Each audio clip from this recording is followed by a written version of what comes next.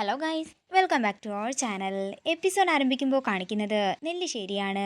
സച്ചിയുടെ അവന്തികയുടെ കാര്യങ്ങളെല്ലാം അർച്ചന പറയുമ്പോൾ സച്ചി പറയുകയാണ്, ഞാനും മനഃപൂർവ്വമാ അവരുടെ പേര് ഒന്നിലും പറയാതിരുന്നത്.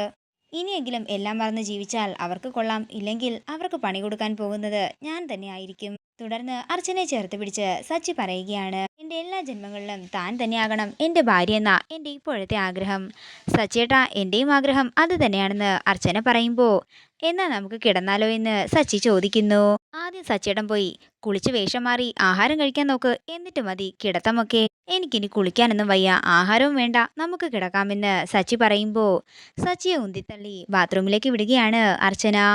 പിന്നീട് കാണിക്കുന്നത് അർച്ചനയ്ക്ക് ഒരു കോള് വരുന്നതാണ്. കോൾ എടുക്കുന്ന അർച്ചന ഞെട്ടലോടെ നിൽക്കുന്നതാണ് കാണിക്കുന്നത്. പിന്നീട് കാണിക്കുന്നത് നന്ദനയാണ്. നടന്ന കാര്യങ്ങളെല്ലാം ഓർത്ത് ആകെ തകർന്നിരിക്കുന്ന നന്ദനയാണ് കാണിക്കുന്നത്. തുടർന്ന് അർച്ചന ഓടി നന്ദന്റെ അടുത്തേക്ക് ചെല്ലുകയാണ്. നന്ദേട്ടാ, ഞാനൊരു അത്യാവശ്യ കാര്യം പറയാനാ വന്നത്. സന്ധ്യ ഡോക്ടറെ ഹോസ്പിറ്റലിൽ അഡ്മിറ്റ് ചെയ്തിരിക്കുകയാണ്. ഡോക്ടർ അബ്ദുൽ ഖാദറിന്റെ മരണത്തോടനുബന്ധിച്ച് എന്തൊക്കെയോ കാര്യങ്ങൾ അറിയാൻ വേണ്ടി ബാംഗ്ലൂരിലേക്ക് പോയിരിക്കുകയായിരുന്നു ഡോക്ടർ എന്ന് പറഞ്ഞ് അവിടെ നടന്ന കാര്യങ്ങളെല്ലാം നന്ദനോട് പറയുകയാണ് അർച്ചന. രാവിലെ പത്രം ഇടാൻ വന്ന ആളാണ് ഡോക്ടറെ കണ്ട് ഹോസ്പിറ്റലിലാക്കിയത്. അവിടെ ഇപ്പോൾ ആരുമില്ല. നന്ദേട്ടന് പറ്റുമെങ്കിൽ ഒന്ന് പോയി സഹായത്തിന് നിൽക്കാമോ? പോകാൻ ബുദ്ധിമുട്ടാണെങ്കിൽ ഒന്ന് ഫോൺ വിളിച്ചാണെങ്കിലും സംസാരിച്ചാൽ മതി. പാവം ആകെ തകർന്നു നിൽക്കുന്ന സമയമായിരിക്കും.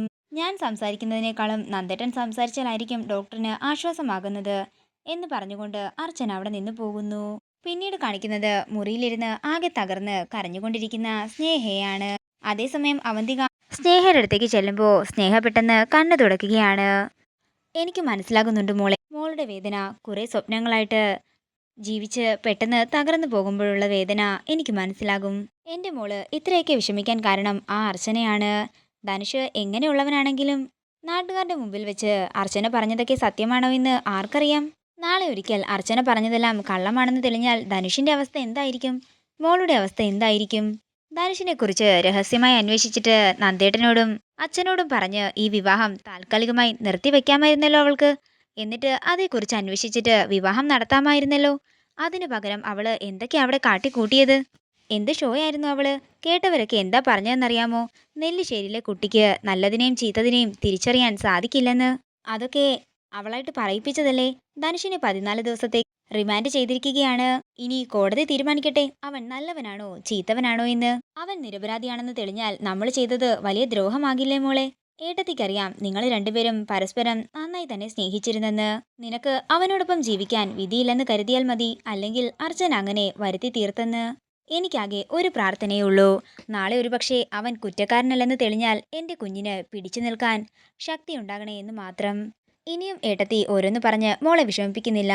മോള് കുറച്ചുനേരം ഒറ്റയ്ക്കിരിക്ക്, മനസ്സൊന്ന് ശാന്തമാകട്ടെ. അത്രയും പറഞ്ഞ് ചിരിച്ചുകൊണ്ട് അവന്തിക മുറിയിൽ നിന്നും ഇറങ്ങുമ്പോൾ അവന്തികയെ കാത്തു പുറത്ത് അനഘയുണ്ടായിരുന്നു. എരുതിയിൽ എണ്ണ ഒഴിക്കാൻ വന്നതാണല്ലേ എന്ന് അനഘ ചോദിക്കുമ്പോൾ അത് പിന്നെ ഞാൻ സ്നേഹയൊന്ന് സമാധാനിപ്പിക്കാൻ വന്നതാണെന്ന് അവന്തിക പറയുന്നു. ആഹാ, ആശ്വസിപ്പിക്കാൻ പറ്റിയ ആള് തന്നെ. കാമുകൻ ജയിലിലായ വിഷമത്തിൽ നടക്കുന്ന ചേച്ചിയാണോ അവളെ ആശ്വസിപ്പിക്കാൻ ചെന്നത്? അല്ല, ഇനി ചേച്ചി ആരാശ്വസിപ്പിക്കും? ഇന്ന് തന്നെ ചേച്ചി തലനാരിഴയ്ക്കാണ് രക്ഷപ്പെട്ടത്.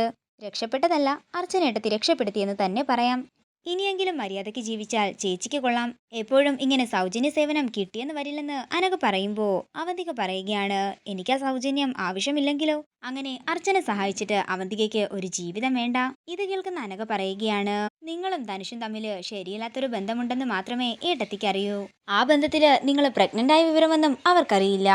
ഇനിയും നിങ്ങൾ ഈ കുടുംബം കുളം തോണ്ടാൻ ശ്രമിക്കുകയാണെങ്കിൽ ഞാൻ ആ സത്യം എല്ലാവരോടും പറയും. ഇത് കേൾക്കുന്ന അവന്തിക അനഘയുടെ കഴുത്തിന് പിടിക്കുകയാണ്. മര്യാദയ്ക്കിവിടെ കഴിഞ്ഞാൽ നിനക്ക് കൊള്ളാം. ഇനിയും ഇത് പറഞ്ഞെന്നെ ഭീഷണിപ്പെടുത്താനാണ് നിന്റെ ശ്രമമെങ്കിലേ നിന്നെ കൊല്ലാനും ഞാൻ മടിക്കില്ലെന്ന് പറഞ്ഞ് അവന്തിക അവിടെ നിന്ന് പോകുന്നു. പിന്നീട് കാണിക്കുന്നത് ഹോസ്പിറ്റലാണ്. കുഞ്ഞിനിടാനുള്ള പേരാലോചിക്കുകയാണ് സന്ദീപും ആതിരയും. സന്ദീപ് പറയുകയാണ്, എന്നാൽ നമുക്ക് ആദ്യത്തെ കുഞ്ഞല്ലേ, ആദ്യം എന്ന് തന്നെ പേരിടാം. എന്താ രണ്ടാമത്തതിന് കടേസി എന്നിടുമോ എന്ന് ആതിര ചോദിക്കുമ്പോൾ സന്ദീപ് പറയുകയാണ്, അതിന് ആരാ പറഞ്ഞത് രണ്ടാമത്തത് കടേസി ആയിരിക്കുമെന്ന്? നമുക്കേ 2-3 കുട്ടികളെങ്കിലും വേണം. ഇത് കേൾക്കുന്ന ആതിര ദേഷ്യത്തോട് പറയുകയാണ്, ചിലപ്പോ ഇത് തന്നെ ആയിരിക്കും ആദ്യത്തേതും കടേസിയും ഒക്കെ തന്നെ. ഇനിയും ഞാൻ ഇരുന്നാലേ നമ്മൾ തമ്മിൽ വഴക്കാകും. അതുകൊണ്ട് ഞാൻ ഉറങ്ങട്ടെ എന്ന് പറഞ്ഞ് ആതിര ഉറങ്ങുന്നു. പിന്നീട് കാണിക്കുന്നത് ഡോക്ടർ സന്ധ്യയാണ്. സന്ധ്യ കണ്ണു തുറന്ന് നോക്കുമ്പോൾ മുമ്പില് നന്ദൻ ഉണ്ടായിരുന്നു. വിശ്വസിക്കാൻ കഴിയാതെ നന്ദനെ നോക്കുമ്പോൾ നന്ദൻ പറയുകയാണ്, സ്വപ്നമൊന്നുമല്ല, ഞാൻ വന്നിട്ട് കുറച്ചു നേരമായി. താൻ ഉറങ്ങുന്നത് കൊണ്ട് വിളിക്കാഞ്ഞതാണെന്ന് മാത്രം. അർച്ചനയാ എന്നോട് കാര്യങ്ങളെല്ലാം പറഞ്ഞത്. ഇതിന്റെ പിന്നിൽ ധനുഷാണെന്നാ അർച്ചന പറഞ്ഞത്. സന്ധ്യയ്ക്ക് അങ്ങനെ തോന്നുന്നുണ്ടോ എന്ന് നന്ദൻ ചോദിക്കുമ്പോൾ ഞാൻ ഉണ്ടെന്ന് പറഞ്ഞാൽ നന്ദൻ വിശ്വസിക്കുമോ എന്ന് സന്ധ്യയും ചോദിക്കുന്നു. അതേസമയം ഡോക്ടർ അങ്ങോട്ടേക്ക് വരികയാണ്. നാളെ ഡോക്ടറിന് വീട്ടിലേക്ക് പോകാം. ഒരു ബ്ലഡ് ടെസ്റ്റും കൂടിയുണ്ട്. അതിന്റെ റിസൾട്ട് കൂടി കിട്ടട്ടെ, എന്നിട്ട് ഞാൻ നോക്കിയിട്ട് പറയാമെന്ന് ഡോക്ടർ പറയുമ്പോൾ നന്ദൻ പറയുകയാണ്, റിസൾട്ട് വാങ്ങി ഞാൻ തന്നെ ഡോക്ടറുടെ ക്യാബിനിലേക്ക് കൊണ്ടുവരാം. ഇത് കേൾക്കുന്ന ഡോക്ടർ അവിടുന്ന് പോകുമ്പോൾ സന്ധ്യ ചോദിക്കുകയാണ്, നന്ദന് വീട്ടിലേക്ക് പോകണ്ടേ? ഞാനിപ്പോൾ വീട്ടിലേക്ക് പോകുന്നില്ല. അങ്ങനെ ആരുമില്ലാത്ത ഒരാളായിട്ട് സന്ധ്യ എന്താണെങ്കിലും ഇവിടെ കിടക്കണ്ട. സന്ധ്യ നാളെ ഡിസ്ചാർജ് ചെയ്ത് വീട്ടിലെത്തിച്ചിട്ടേ ഞാൻ പോകൂ എന്ന് നന്ദൻ പറയുമ്പോൾ സന്തോഷത്തോടെ നന്ദനെ നോക്കുകയാണ് സന്ധ്യ.